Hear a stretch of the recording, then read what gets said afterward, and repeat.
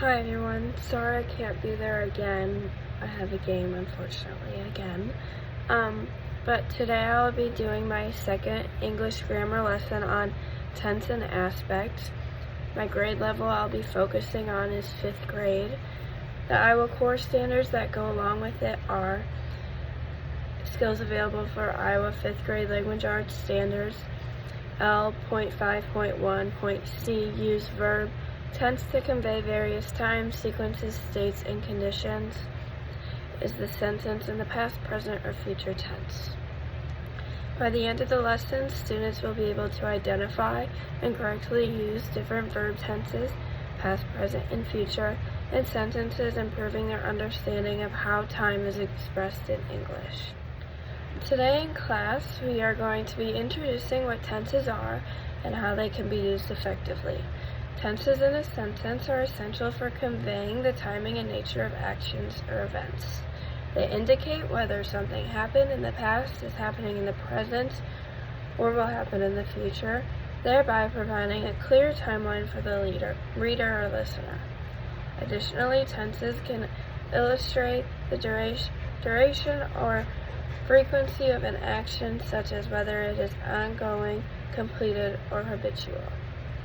By establishing the sequence of events, tenses help clarify relationships between different actions, enhancing the overall coherence of a narrative.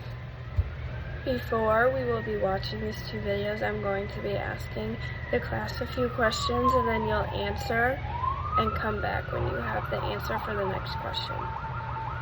Does anyone know how they can explain what a tense is? What are some questions you guys can come up with that may be answered in the video? Talk with your classmates, then come back. Why do we think tenses are important? Talk amongst your classmates and then come back for the answer.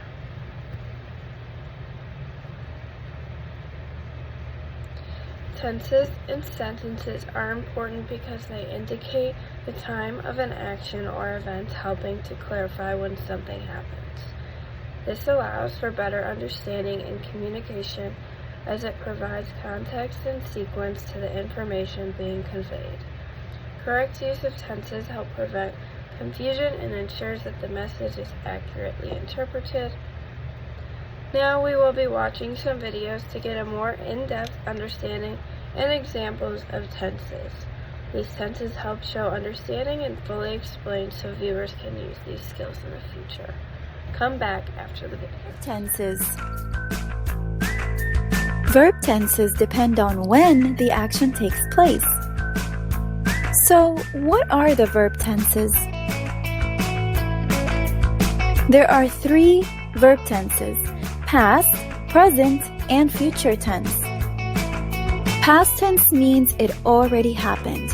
When I want to write a verb in the past tense, I add ed. But not all verbs follow that rule. She walked to the park. We added ed to the verb walk to show that it happened in the past. They danced to their favorite song. We added ed to the verb dance to show that it happened in the past. Again, not all action verbs like to follow the rules when we talk in the past. So that means not all verbs we can add ed to show that they are in the past. For example, we say, he slept for 9 hours. For the verb sleep, I don't add ed like I do with other verbs. I change it completely and say slept.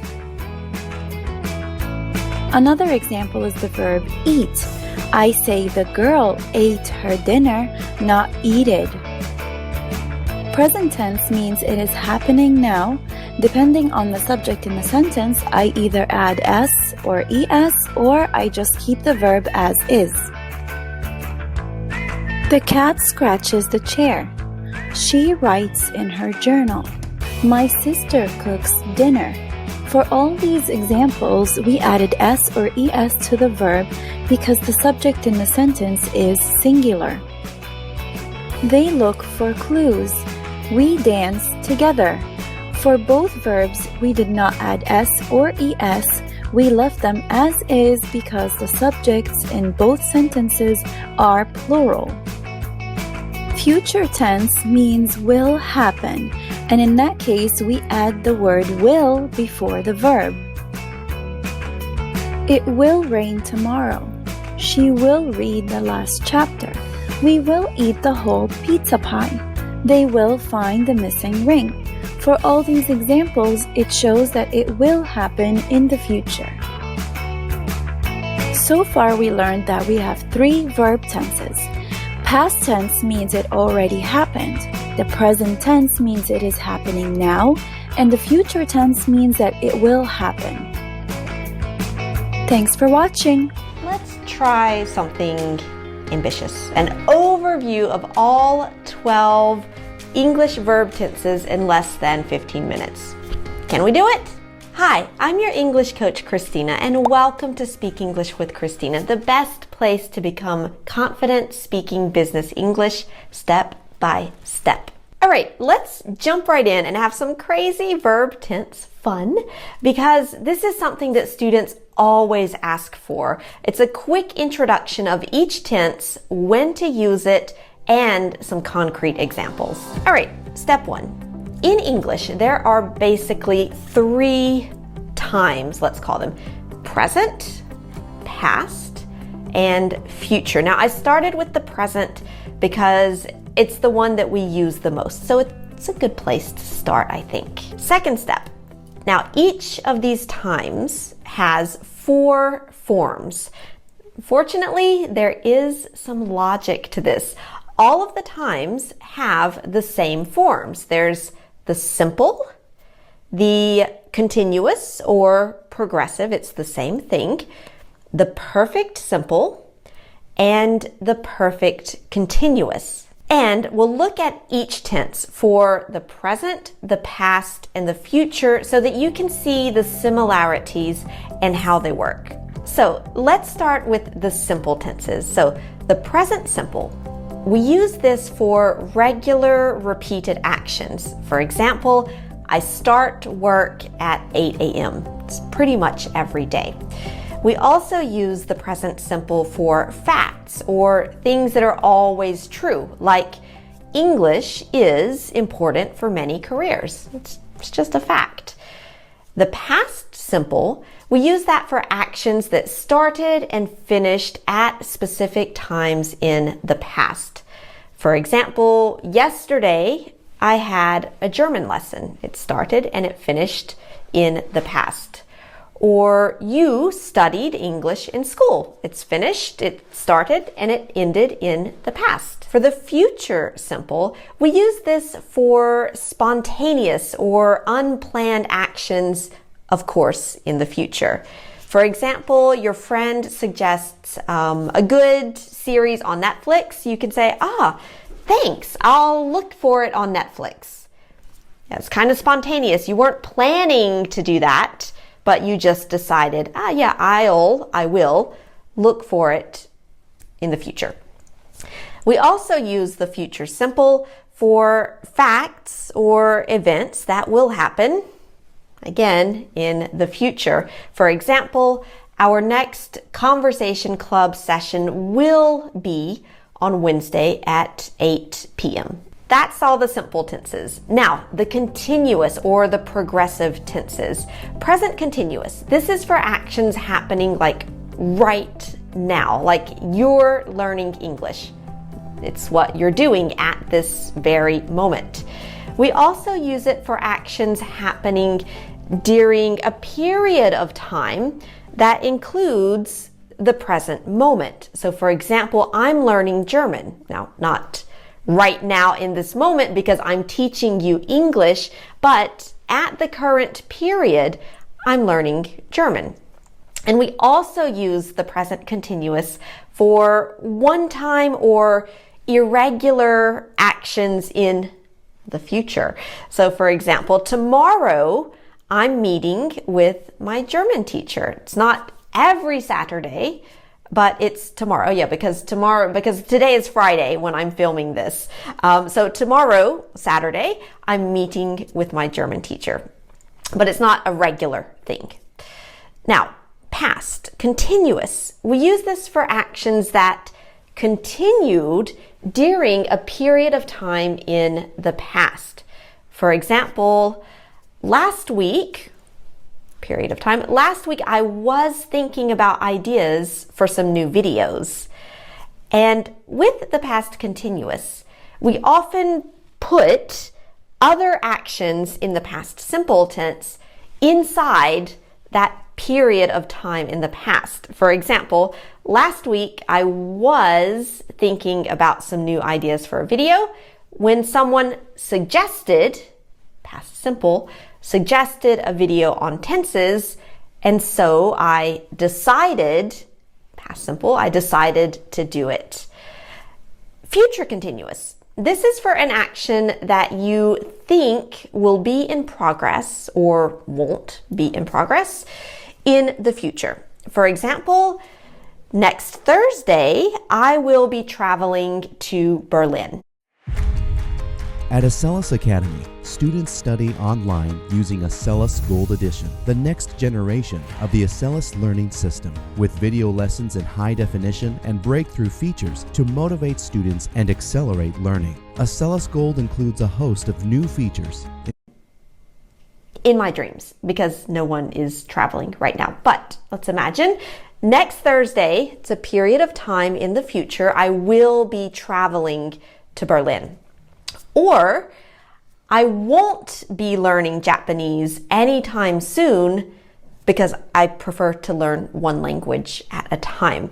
So again, it's a period of time. There's my cat, by the way. It's a period of time in the future. I won't be learning Japanese anytime soon. And the perfect simple tense. Everyone's favorite, or not. The present perfect simple. You love this tense, I know you do. The present perfect simple is for general past experience. I know it's a present perfect simple tense, but it talks about the past. English. We'll see why it's called the present, because there is a relationship to the present moment. It's for general past experience or lack of past experience up until the present moment.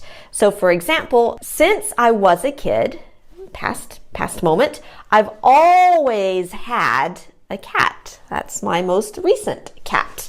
So since I was a kid, I've always had a cat, but I've never had. I hope you enjoyed those videos and you now have a better understanding on how important tenses are in a sentence. So in conclusion, tenses play a vital role in the structure of sentences, serving as the backbone for effective communication. They not only specify the timing of actions, past, present, or future, but also clarify their duration and frequency. By establishing the sequence of events and conveying nuances of meaning, tenses enhance clarity and coherence in both spoken and written language. Mastery of tense usage allows for precise expression of ideas and ensures that messages are understood as intended. Ultimately, a solid grasp of tenses enriches communication, making it more effectively and meaningful. This next worksheet I will be handing out is a fill in the blank. You will fill the blank space with whatever word below you think best fits. Do this individually, then we will go over them as a class. Here are the answers to the worksheet. Number 1. I blank to the store yesterday. We're talking in the past, so it would be I went to the store yesterday. The cat blank on the couch right now. Since the cat is doing something right now, it would be the cat is lying on the couch right now. Number 3, I blank to bed early tonight. Since this is tonight in the future, the answer would be I will go to bed early tonight. Number 4. He blank the piano every day after school. He plays the piano every day after school. Number 5. They blank to Paris next month. This is in the future, so it will be they will travel to Paris next month. Number 6. She blanks cereal for breakfast every day. She eats cereal for breakfast every day. Number 7. She blank a letter to her grandma yesterday. Since this happened in the past, it'd be she wrote a letter to her grandma yesterday. Number 8. I blank the project for tomorrow's meeting. This is to do with the future, so it's I will finish the project for tomorrow's meeting. Number 9. I blanked to the store when I saw the accident. I was walking to the store when I saw the accident, since it was that at that present moment. Number 10. They blank soccer in the park when it started raining. They were playing soccer in the park when it started raining because it was in that present moment. Now we will be doing a mini lesson to recap and fully understand what tenses and aspects are. Let's practice. What are the different tenses and tense and aspect? Present, past, and future. How do you know when there's a tense or aspect being used in a sentence? By looking at the verb and how it's used in relation to time. Does every sentence have a tense or aspect? No, not every sentence has both a tense and an aspect, but every sentence needs a verb that is influenced by tense and aspect. Here is a wrap-up paragraph about tenses and aspects. Tenses and aspects are essential for expressing the timing, duration, and nature of actions in English. Tenses, past, present, and future, establish when an action occurs, while aspects, simple, continuous, perfect, and perfect continuous, convey whether the action is ongoing, completed, or repetitive. By combining these, we can articulate whether an event is happening now, occurred in the past, will happen in the future, or spans across different points in time. Mastering tenses and aspects is key to effectively communicating the nuances of actions and events, making language more precise and dynamic. After going over what tenses and aspects are, a way I will assess my students is I will use what the students write on their worksheets and how they graded them to determine what kind of test will be given out. If the students didn't do so well, I will make the test not as difficult, but if they did well, I will continue challenging them. Here's a differentiated instruction. Students will work with their table partners to help each other talk out what they're thinking. If they come up with questions they are still confused about, I will help them, and then we will move on once that is done. I hope you enjoyed my lesson. Thank you for watching.